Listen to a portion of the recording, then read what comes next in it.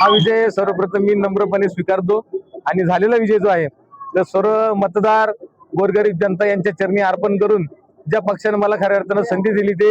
शिवसेना पक्ष आणि शिवसेना पक्षाचे